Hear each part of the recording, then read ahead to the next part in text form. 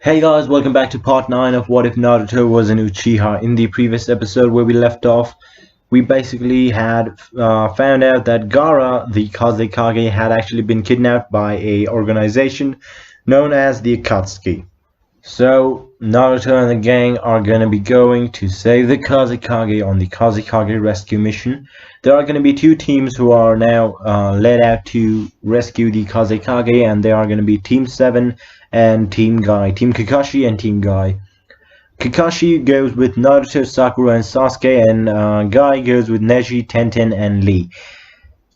They reach the sand village, and of course the same misunderstanding happens again, where Granny Chiho mistakes Kakashi for the White Fang and attacks him, thinking he was the White Fang. So yeah, that is gonna happen, and Kakashi does block her, and they do explain that the White Fang has been dead for a while, and Granny Chiho just looks around and sees the White Fang's sword on Sasuke's back, and she does let out a laugh, and she just tells them she was joking around, nothing serious.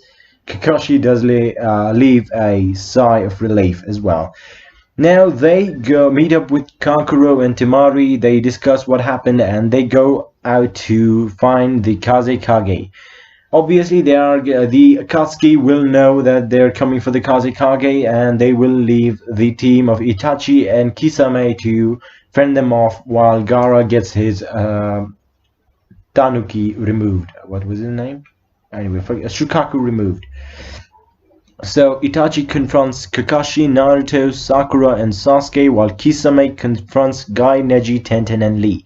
Now, of course, Sasuke has been training with Kakashi for the past 2 years, and Kakashi would probably want Sasuke to, let go of the anger that he had, the hatred that he had against Itachi, and he would probably, have gone quite a way through with Sasuke not necessarily hating Itachi. He just, does not understand why Itachi would do that, what his motives were, and, at this point he just wants to bring justice back to the Uchihas. He wants to avenge their death, but nothing out of hatred, no. It is just something that he has to do for the Uchihas as a last wish almost. So Itachi, and the fight with Kisame and Guy's team goes as it does in the original, nothing changes over there. But the fight with Itachi and Team 7, that changes completely. Of course, as it happened in the original, Kakashi and Itachi do charge at each other, well, or rather, Kakashi charges at Itachi, and the initial battle goes almost similar, but while Kakashi is charging them, Naruto leaves two clones to, safeguard Sakura while she is charging up her chakra to release her healing mark or whatever that was. And Sakura will be charging her chakra up to release the mark, because this is Itachi, you never know what could happen. And we have Naruto and Sasuke following right behind Kakashi, with Sasuke having a Chidori prepared on his hand and Naruto having a Rasengan prepared on his hand. Kakashi and Itachi do collide as they do, but Naruto and Sasuke following suit, they start pushing Itachi back. Itachi uses his fireball jutsu immediately and starts the battle properly. He does try to get Naruto in a Genjutsu, but Naruto, being the owner of a Mangekyou Sharingan, the eternal Mangekyou Sharingan, easily blocks it. He does not want to use the Susanoo right now unless Itachi uses it himself, because the Susanoo drains quite a bit of chakra, and while using it, your entire body apparently hurts from every molecule. So not really fun to use. It's like a last resort, but he's not going to come to it right now. The battle goes on with Sakura already charging up her chakra, releasing the 100 healing mark, and attacking Itachi as well with Naruto and Sasuke, while Kakashi is weaving some hand signs to prepare the Raikiri to attack Itachi straight on. Now Naruto sends out 3 shadow clones to transport Kakashi, Sakura, and Sasuke in 3 corners of Itachi to attack him. With Naruto throwing the flying Raijin on 3 sides, trying to cover the battlefield with a few kunais here and there. He's got about 7 kunais scattered around the area, with around 10 shadow clones who are using his chakra seal to soak out Itachi's chakra, which won't necessarily help because There wasn't much chakra in that body first, but that's not really Itachi himself. So this battle will be ending pretty soon, right in a few moments actually. So Itachi, he is now surrounded on all four sides. He is using his fireball jutsu. He's trying to use his clones to engage them in hand-to-hand combat. He's using his crows to, try to disguise himself among them, using shuriken, kunais, and all that to attack the opponents. Naruto, realizing what Itachi is doing with the clones, because he himself knows how to use the clones and has been taught by Shizui himself to use the clones when it comes to distractions, immediately powers up Kurama's chakra around him to, quite frankly, remove the clones from the battlefield, crows from the battlefield, revealing where Itachi was hiding all along, and attacking him by teleporting Sasuke, Kakashi, and Sakura on three sides while he comes up from the front. Sasuke yells out, "This is for the Uchihas," while attacking him, and it does seem like they pierce Itachi, but he just disappears, as it was apparently a shadow clone. He disappears and pops up.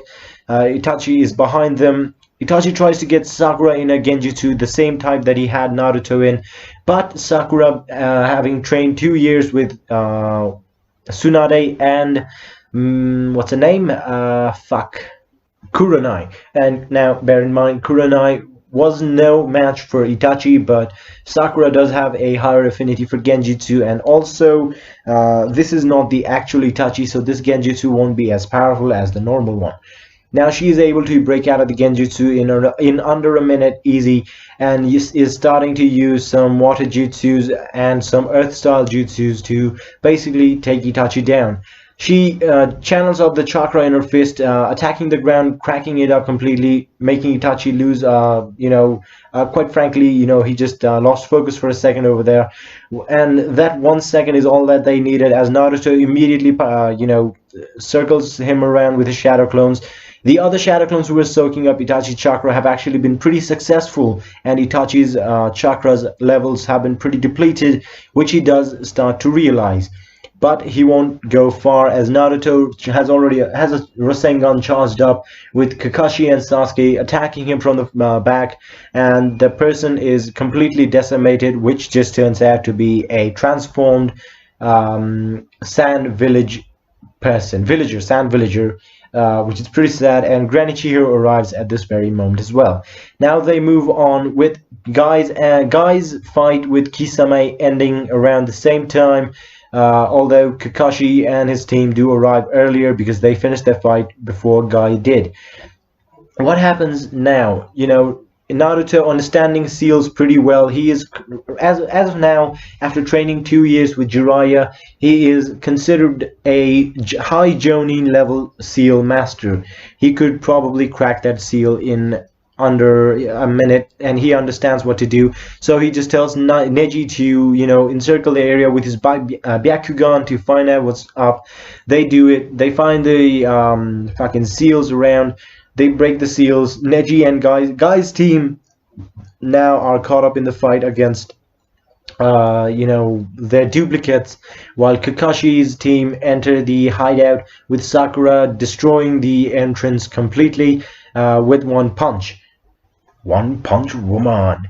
Anyway, now they enter the hideout where the battle with Sasori and Deidara commences.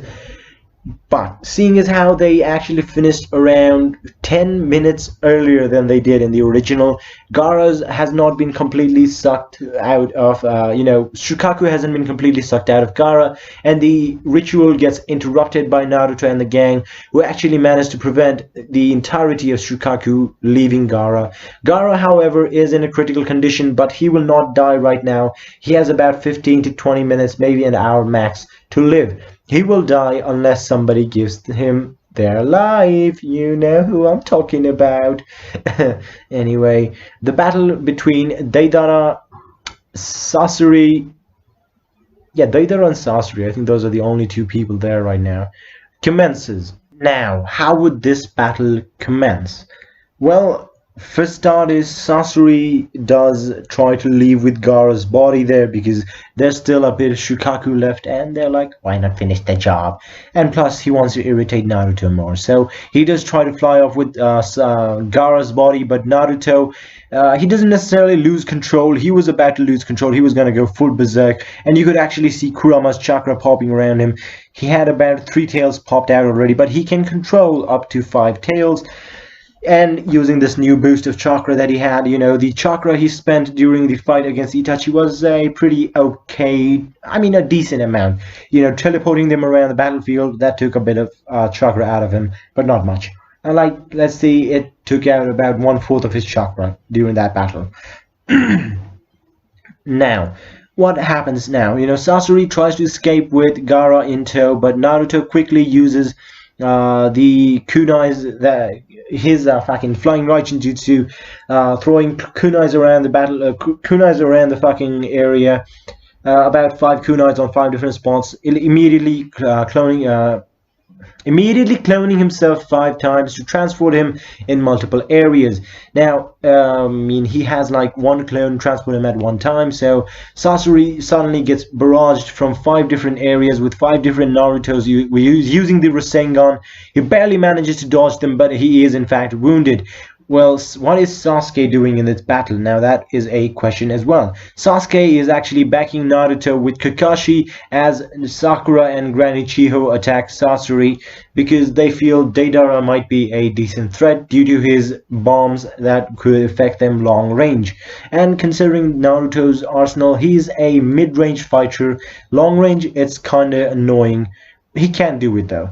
Now, does Naruto use his Susanoo? Maybe later on. So, what happens now?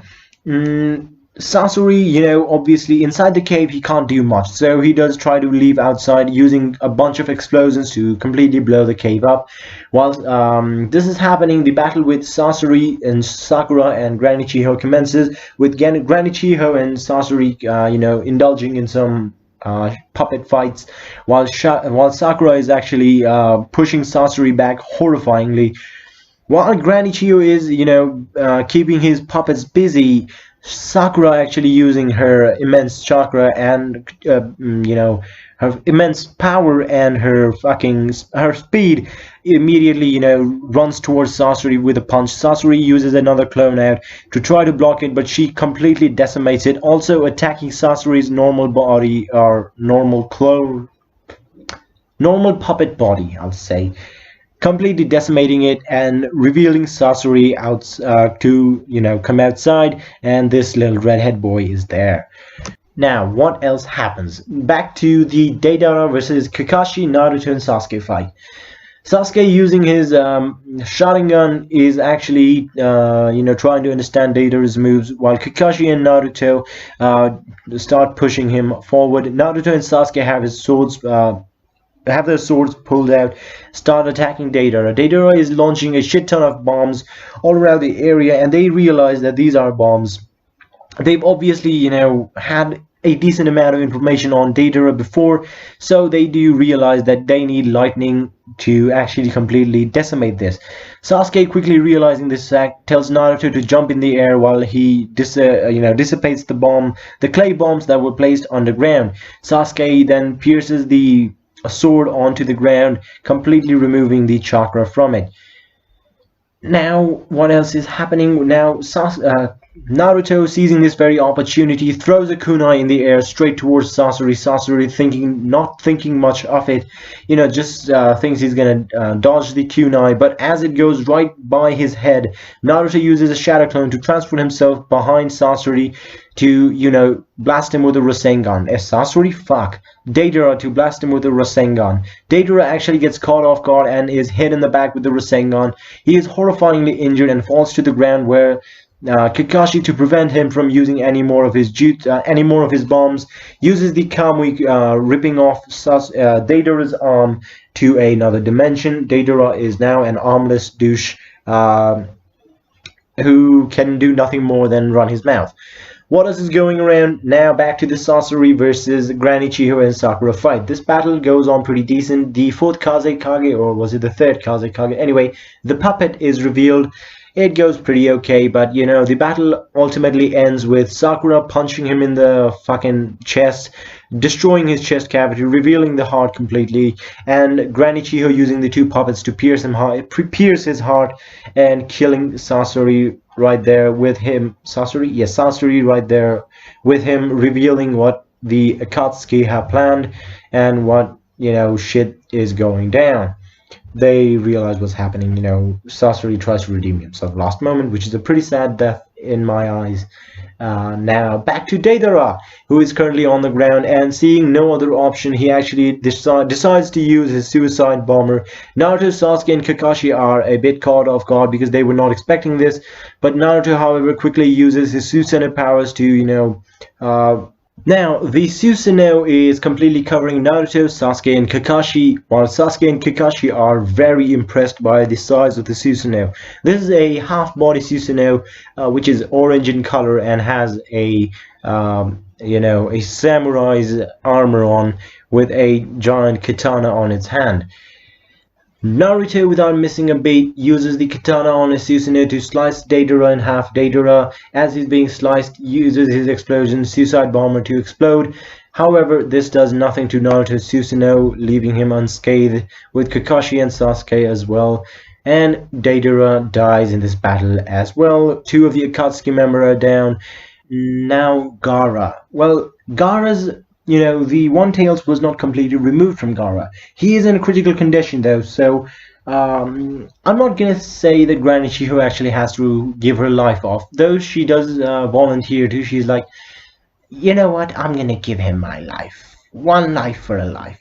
This will save this little boy. I feel like I've lived my life enough, and I'd like to do something good in the end.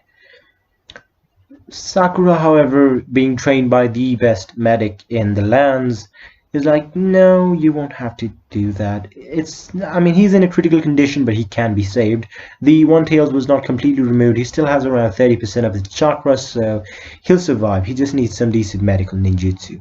And Sakura, you know, with the help of her fucking healing mark and all that jazz, does heal up Gara, who is very weak, but is gonna survive. And he does thank Naruto and all them, and this is where the Kazekage retrieval arc, the Kazekage rescue mission ends. Thank you guys for listening, and stay tuned for more. I'll have the next video up in about 2 days. See you then.